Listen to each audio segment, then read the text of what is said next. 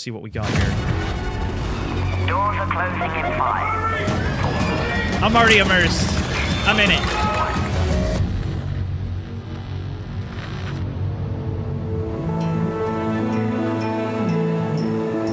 They said the world above had ended.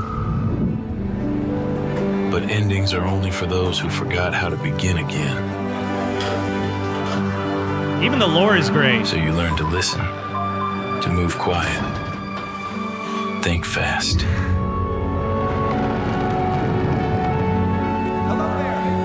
Be ready to change your mind.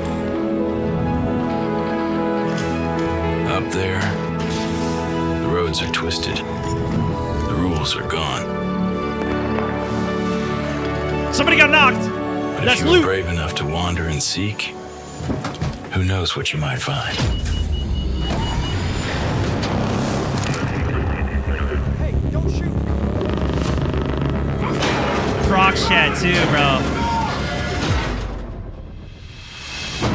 And solo priority.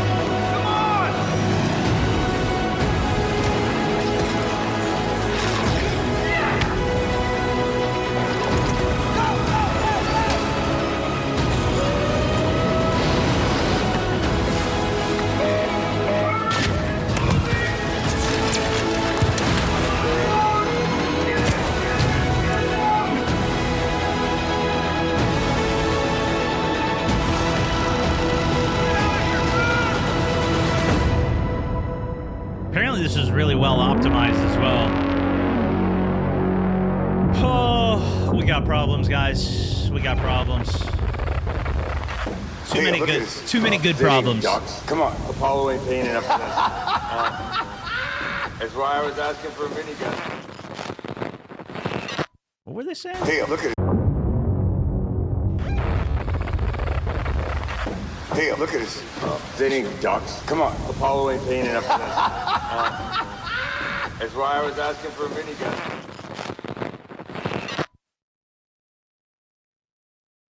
Yeah, I want to play that, dude. I really do.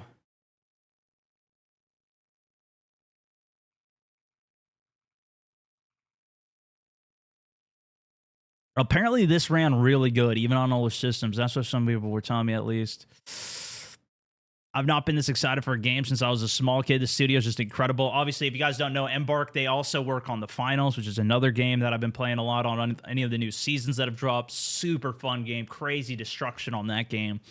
Very fast-paced. Very high-skill game on that one as well. This better win all the audio awards. So this is the Archholics Anonymous meeting here. Yeah. It's crossplay. It's like here's the thing about this game is I think this is people haven't been able to experience. I think a lot of people haven't been able to experience the true joy of an extraction shooter because well, there's a lot of pain in an extraction shooter as well. Even in Tarkov, there's a lot of pain. That is like the pinnacle. I've covered so many extraction games at this point. Whew. I've done videos, I've played them, I've done streams, I've played stuff that you probably never even heard of on extraction front. Or stuff that you abandoned immediately and didn't get to see fully like DMZ. And it's such a fantastic game mode. It's such a good progression from just the the spawn die repetition that for a lot of people they're over it. Even playing Battlefield and showing that game off for the past while that I have, people are like, all right, I get it. Like I've done the spawn. I'm sick of COD. I'm done with the spawn dice. But some people really like it still. I mean, I'm still included on that. I still enjoy those games. I still like it. For the most part, I use those. I always say I use them kind of as like aim trainers. That's where I practice my aim. Stuff goes fast, whatever. I can build up my gameplay skills, my mouse and keyboard skills. I haven't been on it I haven't been on it my whole life, so I'm still working on my skills for M&K.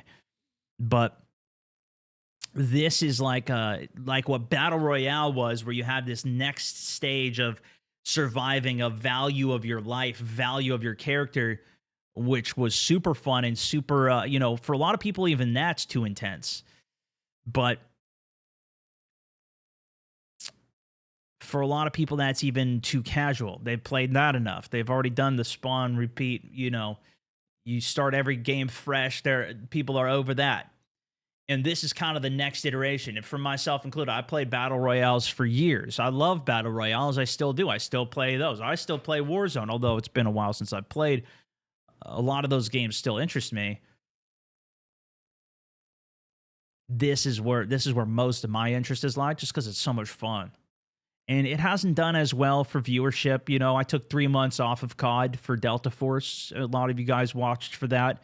And I had so much fun on that game. Some of it was pretty good. Like, we were at the top of the Twitch category when we played that at the beginning of it. That, you know, we had successes in certain areas for it, but the game was just so much fun. And this game feels like a super polished, and it also feels more like a... Obviously, it's dropping on console at the same time, which is, I think, the biggest differentiator. It's built for controller from the start. So you can play, you can loot, you can do all the mechanics on controller, and everybody's going to experience it all at the same time. That was the thing about Delta. I played that off the rip. That was a bunch of fun. But all of the console guys just got to watch and hope that it was going to come out. And then, of course, it didn't come out, and it delayed, and it delayed, and delayed. And now it is out, and some people have been able to experience and enjoy it, but I've already played through all of that content. I've already done it all. I could go do it all again, sure, but I would only do that if I didn't have other things to play. And right now, I've got too much to play, let's say. But that's where this kind of comes in, and I think this is nailing all the components back to back. I think the biggest complaint that people have is that it's a $40 game. It's not a free-to-play game. However, I think that might be for a benefit rather than a detriment. People were saying the same thing about Marathon, at least. They thought that it was going to be a big detriment, and I think that's a whole nother thing. A lot of people were like, F extraction shooters. What the F is Marathon? I don't want this game, right? But then they saw Arc Raiders, and people were like, wait a second, okay, hold on. And I've been trying to say this is like, I feel like it's more about the game than the genre. The same thing, even true with battle royales, is an opportunity with Battlefields, where it could be an incredible game, just like how Marvel Rivals rekindled like Overwatch's genre. That was like the whole genre was Overwatch. And then Marvel Rivals comes out and it's like, wait a second, maybe this isn't such a dead genre. Maybe it's just we needed a good game for it. But I think this game kind of nails it. And then to the point of the benefit is that if it's $40, hopefully... We'll see. Hopefully that means at least less cheaters. I think it's inevitable. There's going to be cheaters in every game, but less cheaters, especially in a game like an extraction shooter. It's super important because even Tarkov is like a $150 game, and people still cheat like crazy in that game too, right? That has real money trading problems. That has a whole bunch of other issues that I think these guys are addressing a lot of those things, just like Delta did in some ways.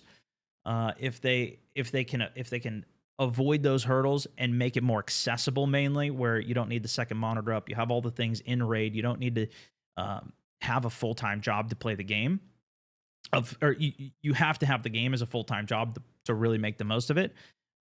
Hopefully this isn't the case, you know what I mean? So I think $40 is not much nowadays too. It's not a $70 game. It's not too expensive, but it also doesn't have, it's only a multiplayer game. It's only a PvE extraction shooter, which I think is going to be tough. Helldivers 2, though, that's kind of a PvE. Is a PvE game, but it is still co-op. It's still like a multiplayer type of experience. And that's multiplayer only. That was a $40 game as well, or maybe it's $30, whatever it was. And that game went crazy big. So I do think there is a massive opportunity. I think a lot of people like Helldivers, though, because it doesn't have any PvP, and now you don't have the risk of cheaters at all in that game. And that's a massive...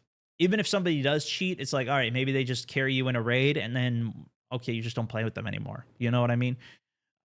I don't think it's as... Because a PvE game is just a bit different. But I think people have gone to games like that to avoid all the cheaters and just to completely disconnect from the PvP landscape that is out there.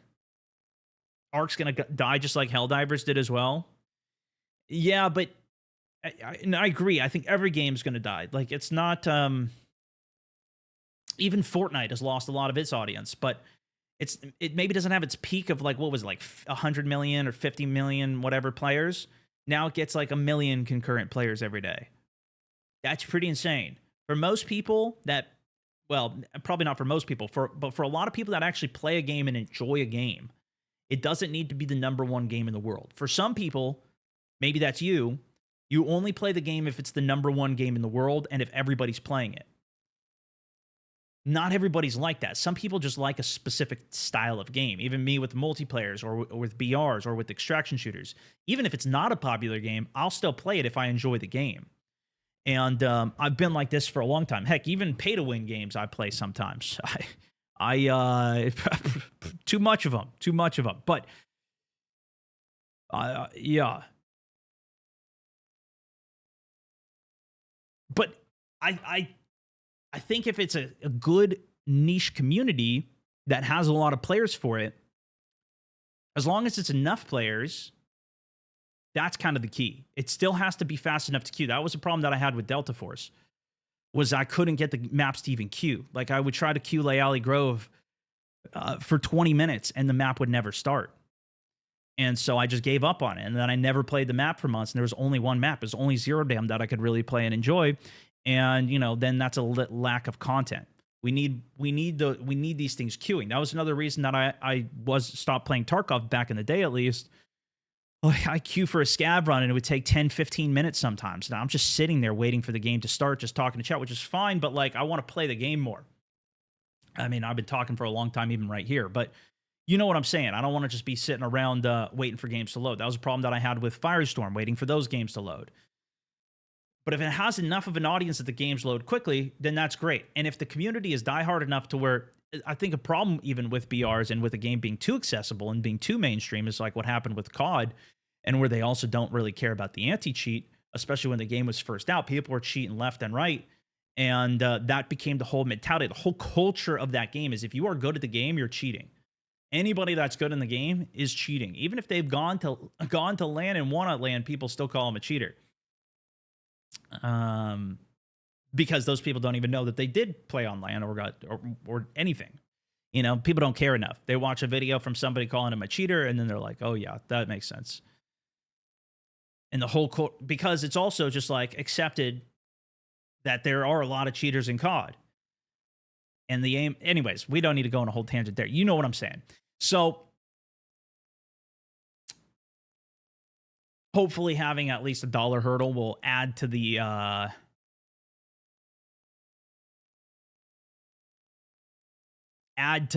value of the player of the game and lead to a good gaming experience. Because I'll tell you what, even back in the day when I did like Forge games on Halo, actually before even Forge, back in Halo 2, I would just add people on my recent playlist and we would go play zombies together. We'd just come up with our own game modes in little custom matches. We didn't get any XP. We just had some fun playing together and played a bunch of random stuff. But as long as the players you're having fun with, that's more important. Even like the custom games that we've done and the tournaments that we've done with the Mountaineers, with the community here, some of the best times I ever had on this channel in all of its history was back in PUBG days, because we had such fun community games and like so much to do and so much to test. It was insane. It was so every week we did some incredible fun stuff, and that wasn't with everybody. It wasn't like it was the stuff that I did was the most popular stuff in the world, but it was still fun. Anyways, that's just kind of a side tangent there, I guess. But yeah, we'll see how this game goes, man. I don't know. I hope it's good.